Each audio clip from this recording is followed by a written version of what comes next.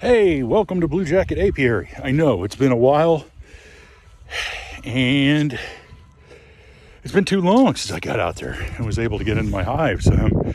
My time off and the weather's time off didn't go inside, so I just had to do what I could do when I could do it.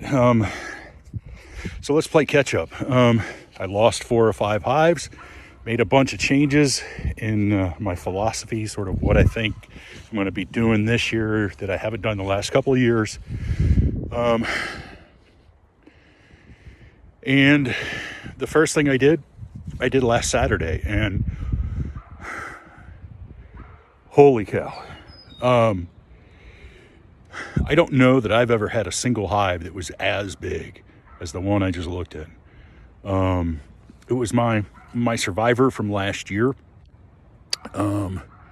And it was small. Coming out of winter, it was 1.5 frames, 2 frames maybe. And it couldn't have been more than 2, that's for sure. So it was small, really small, but it survived, and that's all I care about. So my goal was to build them up before the spring flow happens. And spring has really this year's weather has just been crazy.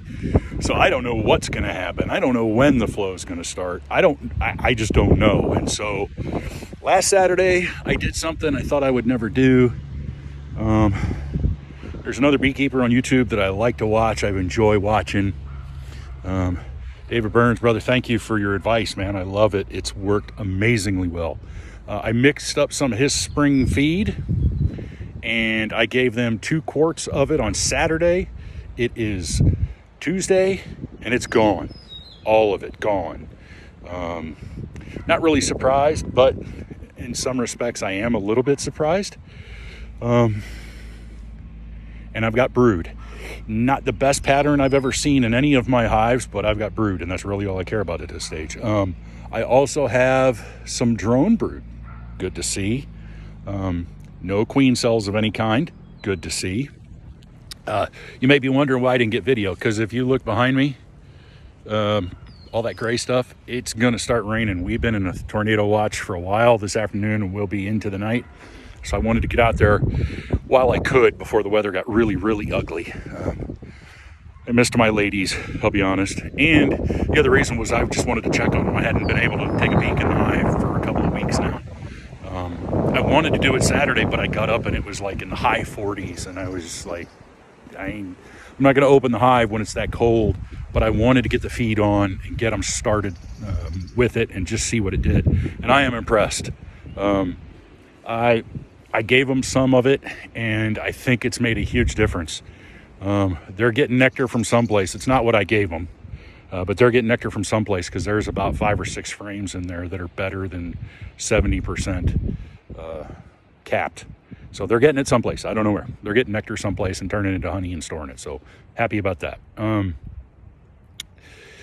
Like I said, there's some brood in there. Really happy. Got some drone brood, which is good, but that also means now I just got to keep an eye on things. The odd thing is, I've not seen this before. I had about an equal amount of bees in the bottom box as I had in the top box. I've only got 2 boxes on there, but like I said, this was the biggest hive I think I've ever had, the biggest colony I think I've ever had. And I had probably an equal amount of bees in the top and the bottom. I was coming out here, quite honestly with you, expecting great things, and I got them. I was worried about them getting ready to swarm. I'm not so worried about it right now, because again, I didn't see any queen cells of any kind.